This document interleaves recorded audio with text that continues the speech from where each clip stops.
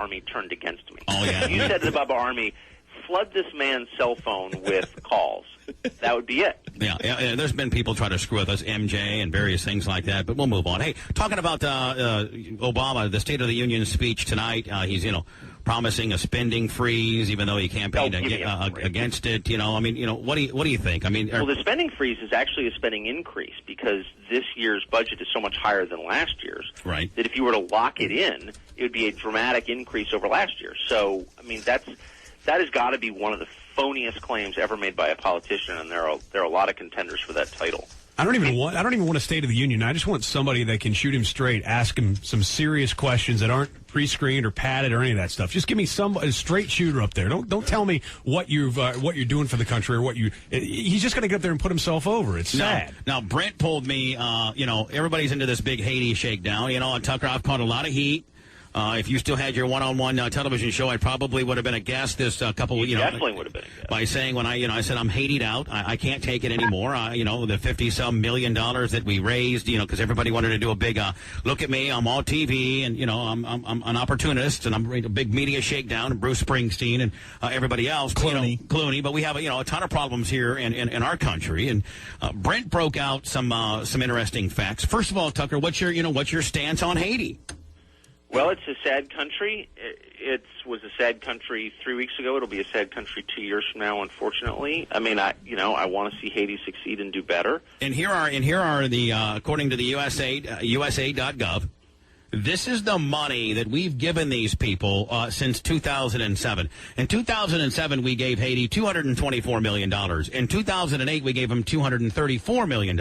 In 2009, we gave them $245 million. And in 2010, earmarked before the earthquake, this is just what we were going to give to them, $292.8, nearly $300 million that we were going to give these people. So my question, to whomever is, what do you got? You got 225 and 225, that's $500 million. That's $750 million. So that's, you're looking at almost $1 billion we've given them in 3 years.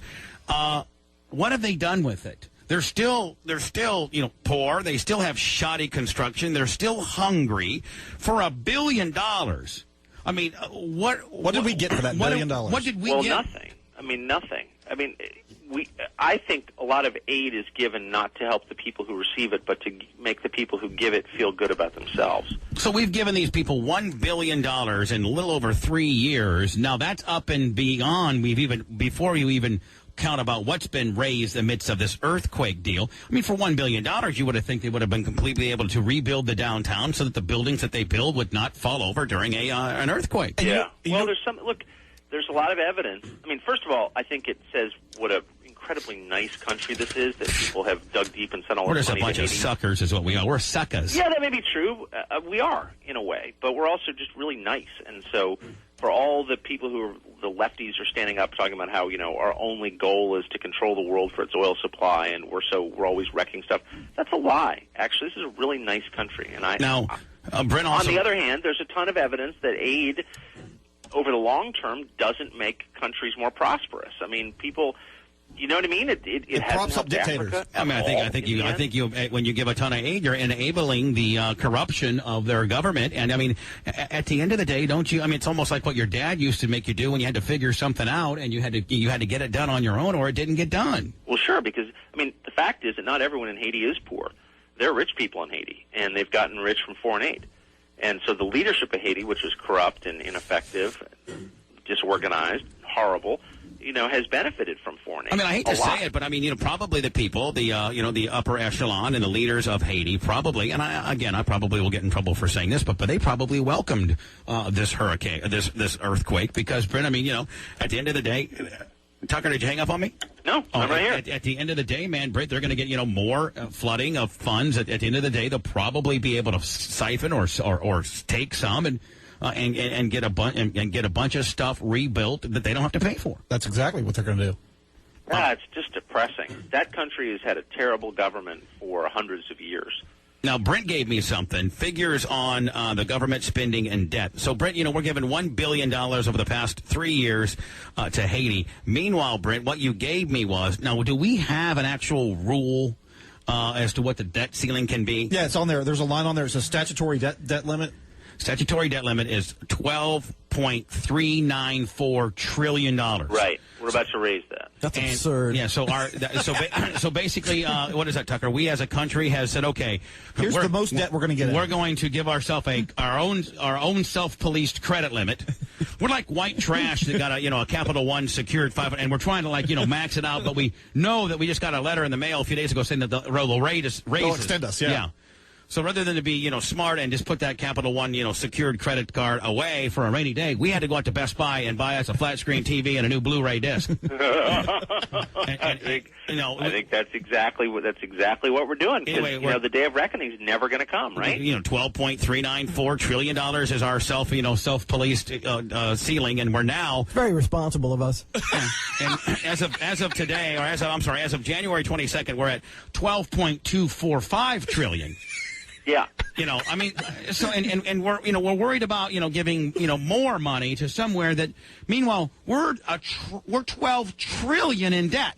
We shouldn't be giving any money to anybody. We should be like saying we need to have a telethon this weekend where everybody sends money to try to get us out of debt. Everybody pull together, roll your sleeves up, and send a few dollars to help us fix ourselves.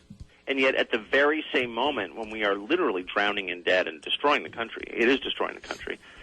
People make these claims like, well, we deserve health care is a right. Everybody deserves health care. Really? So that means that the people who are working for a living have a moral obligation to pay your bills? Yeah, so the person that goes out and busts his ass and get a job and, gets an education so that he can get a job with benefits, it's that guy. He shouldn't be rewarded for the guy that just stayed at home in his trailer and smoked 2 packs of Marlboro Reds every day and didn't go out and get a job. But I am, and you are, and all the guys in this room and people listening to the show, I'm supposed to pay that guy's way. Well, actually, you're not. It's not that you're supposed to. It's you're required to. You're forced to. My ass. And the truth is that after a while, people who work hard and are creative and who are the engine of our society, our economy, certainly, will decide, you know what, this is not worth it. They hate me. I watch television and Obama's, denouncing me as a bloodsucker. And, Obama's rhetoric now is anybody who works hard and has a job is obviously a bad person. That's kind of the position in the White House. After a while, the people who make our economy vibrant will just leave. They'll just go. Well, where are you going to go? New Zealand. I don't want to deal with this. Where are you going to go? I can't make a living in New Zealand. I can't. Well, they put their money offshore. Put it in the Cayman Islands. People in the end. How do you do that? Will act in their own interest. I don't want to say on air because I don't want to get in tax trouble, but It's possible. See, you're even IRS's bitch. They got this, they got this Gestapo at any time. Well, they totally do. They can come in and screw with you at any time. They really, Spy said it a few days ago. The reason why we haven't found, Osama bin Laden is because we need the boogeyman. We need the boogeyman factor. That's totally right. And Spice, you're right on that. Well, let me just say, I don't think that there has been an effort not to find Osama. Oh, come on. Come on. I think there's been a deliberate effort not to find him. How many times can you watch 60 Minutes and you have people saying, we had the guy, we were within 3 football fields of the guy, in Bora Bora. And how many different times in the 7th floor of the Pentagon, called us off. Well, I think that was a massive screw-up. I think that's right. The New Republic has a cover story on this by Peter Bergen of CNN. Oh, Peter Bergen, just so you know who he is, this guy knows everything there is to know about Al-Qaeda and the Taliban. That's true. No, is he writing for you right now? I wish. He's interviewed Osama bin. He's one of the few Westerners to have interviewed Osama bin Laden himself.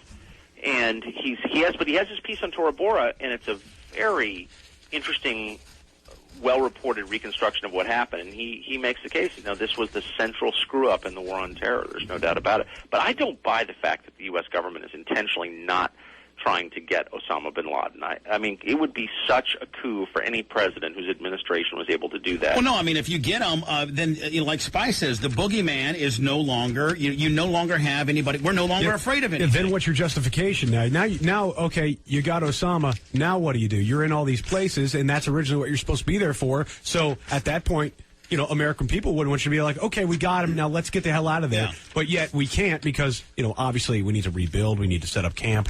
We're going to stay there. And Obama, I'll tell you what, it's a disappointing day for me because I'm no longer an Obama supporter. Not that I was a huge one to begin with, but I am certainly off the Obama train. Because he just keeps sending troops in there. Well, this, and it's a damn shame. The numbnut on the phone right now, he told us so. I mean, you know what? I'll wear it. I'll man up and say,